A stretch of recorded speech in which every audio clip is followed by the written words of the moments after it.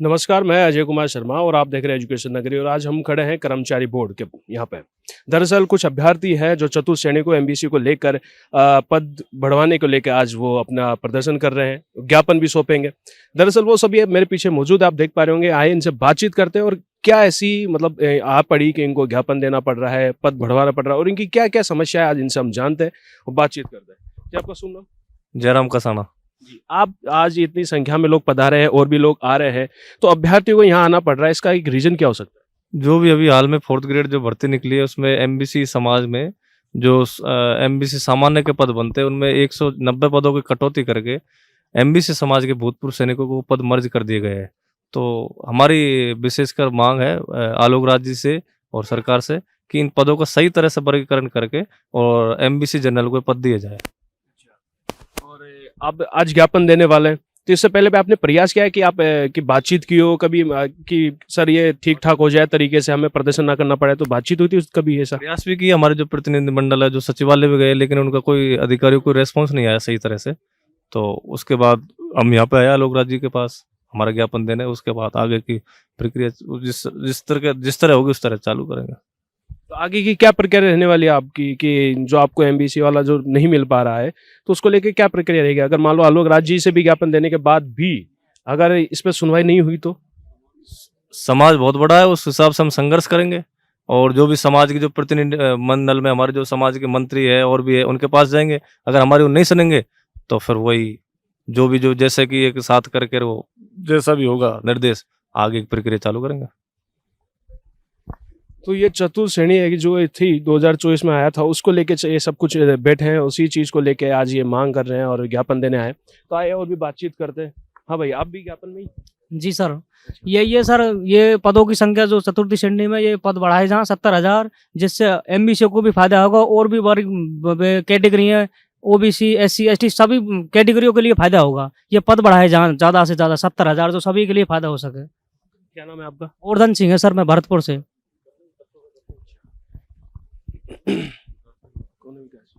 जी, जो पद को लेके आप लोगों की मांग है, इससे पहले कितनी बार प्रयास किया जा चुका है? देखिए सर, ये चतुर्थ श्रेणी भर्ती परीक्षा का मामला है।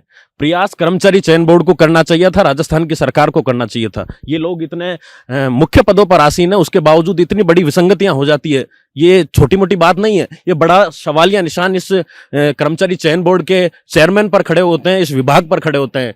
जब 2418 पदों का वर्गीकरण एमबीसी समाज को किया गया, उसके बावजूद जो विज्ञप्ति में उन्होंने निर्धारित किया गया है कि जो एक्स सर्विसमैन है उसको 12.5% का कोटा दिया जाएगा, उसके अनुसार 302 पद होते हैं, जबकि इन्होंने 492 पद दे दिए, 190 पद ज्यादा। या तमाम एमबीसी समाज के सामान्य वर्ग के बच्चे यहां बैठे हुए हैं जो हताश है, निराश है। और ये आज की समस्या नहीं है, हर बार कर्मचारी चयन बोर्ड ऐसे घोटाले करते आया है। चाहे इससे पूर्व जेटीए की एग्जाम देखो, जूनियर टेक्निकल असिस्टेंट का पेपर हुआ था, उसमें कितना बड़ा घोटाला हुआ, ओएमआर में गड़बड़ी पाई गई। उसके बावजूद आज तमाम बच्चे, हमारा एक सांकेतिक प्रदर्शन है कि 190 जो पद है जो आपने एक्स सर्विसमैन को दे दिए और सामान्य वर्ग के बच्चों के साथ, एमबीसी जो सामान्य वर्ग है उनके साथ कुठाराघात किया, ये सरेआम अपमान है और पूरा एमबीसी समाज इसके खिलाफ है। हमारा समाज कोई कमजोर नहीं है और पूरे राजस्थान में मजबूती से हम लड़ने वाले लोग हैं। तो निश्चित तौर पर आज हम सांकेतिक रूप से प्रदर्शन कर रहे हैं और चेयरमैन साहब को भी ज्ञापन देंगे, या तो आने वाले 4-5 दिनों में हमारी मांगों पर संज्ञान ले। संशोधित विज्ञप्ति 2 बार जारी हो गई, उसके बावजूद इनसे यह नहीं देखा गया कि वास्तव में पदों का वर्गीकरण ठीक है या नहीं है। फिर क्या कर रहे हैं, या कुर्सियां तोड़ रहे हैं क्या लोग? मतलब विद्यार्थियों को अपनी एग्जाम की तैयारी करें या पदों को वर्गीकरण के लिए अलग से धरना दे? ये काम कर्मचारी चयन बोर्ड का है, चेयरमैन का है, सेक्रेटरी का है। तमाम लोग क्या कर रहे हैं? सब लोग नदारद है, सिर्फ और सिर्फ सत्ता की मलाई खाने का ये लोग काम कर रहे हैं। आज तो ये सांकेतिक प्रदर्शन है, लेकिन आने वाले अगर 7 दिनों का अल्टीमेटम अगर कर्मचारी चयन बोर्ड ने कोई संज्ञान नहीं लिया तो बड़ा धरना प्रदर्शन किया जाएगा, कर्मचारी चयन बोर्ड का घेराव किया जाएगा और तमाम पूरे राजस्थान में भारतीय जनता पार्टी का भी विरोध किया जाएगा।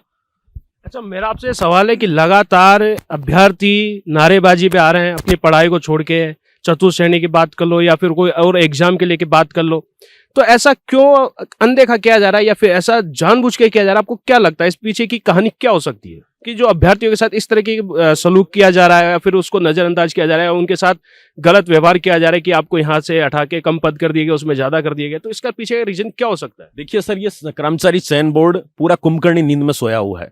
या आज का पहला एमबीसी समाज का मामला नहीं है। इससे पहले पशु परिचर का एग्जाम हुआ, उसमें भी बच्चों के साथ अन्याय हुआ। एक पारी विशेष के अभ्यर्थियों को नॉर्मलाइजेशन के नाम पे अंक बढ़ा दिए गए। जेटी एग्जाम में घोटाला हुआ। तमाम भर्ती परीक्षाओं में ये वाकया आम है।